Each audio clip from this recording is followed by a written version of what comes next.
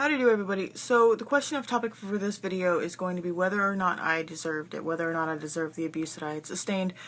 And it's not going to so much as pertain to did I deserve to get slapped around, did I deserve to be getting my hair dragged around by my hair, did I deserve having my child used as a pawn to keep me under sedation and control. It's going to pertain more to how my brain justified everything and how whether or not I felt like I deserved it, and when I did, and the whole process of how my brain goes now, as I'm sure anyone can unanimously agree, even just two brain cells served together, anyone can unanimously agree it's never alright to put your hands on a loved one, or anyone for that matter, just out of anger. It's completely and purely disrespectful and uncalled for.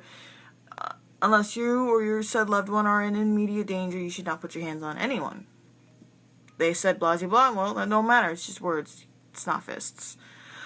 So as many people may be able to agree and relate with me on this, is that there's two sides to everybody. There's the logical side that basically is what your self-worth is supposed to be and that you're aware of.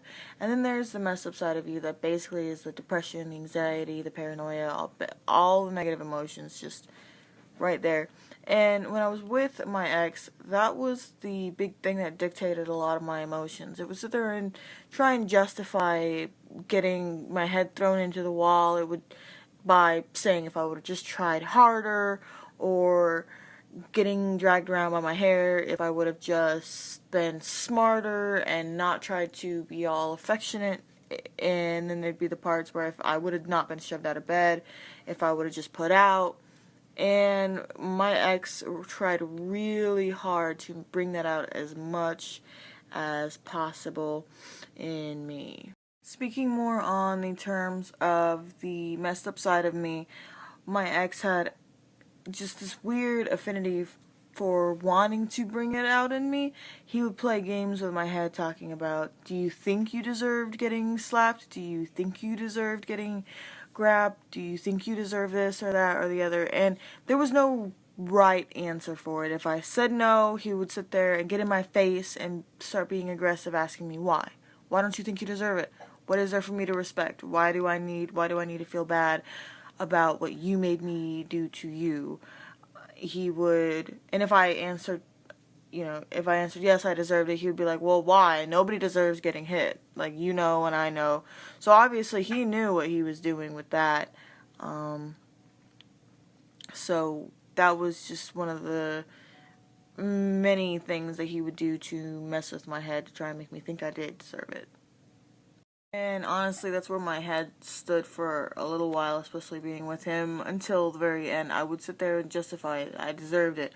I'm no good. I'm worthless. I'm useless. I'm stupid. I'm slow. I'm too fat. That was a big thing with him. He would sit there and poke at my stomach or snort at me and make all these jokes and then talk about he's going to bang my sister, he's going to bang this chick, and I should feel lucky that he doesn't hurt me more than he does, or that he doesn't cheat on me more than he already did, and I deserved every bit of it. But then he would just flip it to I didn't deserve it. And that was another thing, is when he would beat the shit out of me, he would make me feel bad for not getting over it as soon as it was over. He would try to roll over and be affectionate with me because I was stiff. He would shove me, talk about, oh, well, you don't want to be affectionate with me? Well, then fine, stay the fuck over there. And then it would just basically screw with my head and make me want him to be near me, until eventually I just didn't. Now that I've actually been away from him for, I want to say, a solid 8, maybe 9 months, my brain has recovered quite a bit. Looking back on a lot of the situations we were in, I realized a lot of the things that we'd gotten ourselves into was honestly his fault. And he would sit there and play this game of, I need to start learning to take accountability, stop making justifications, and stop trying to minimize the situation. And come to find out, thinking about it, that's a lot of what he did. Like when he slapped me across the face so hard that I basically flew into the couch when I was 8 months pregnant, it was because he lost the rent check, panicked, and then blamed me for not keeping track of where he put stuff. Or we got kicked out of our place when we were with his mom because he started a fight, but it had to have been because I put chips in the fridge. So he would just kind of push a lot of accountability onto my shoulders, claim it was my fault.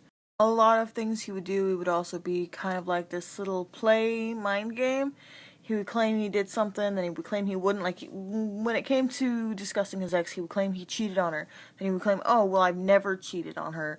And then it was, oh, well, I was constantly on meth, and that's why I ended up in this program. And then, oh, I've never done meth in my life, I'm a good guy. And then he would sit there and talk about, I brought out the abusive side of him. He had never hit a woman before me, and I'm the first woman he ever hit, and I brought that part out in him. I was a bad luck charm. I'm a bad girlfriend.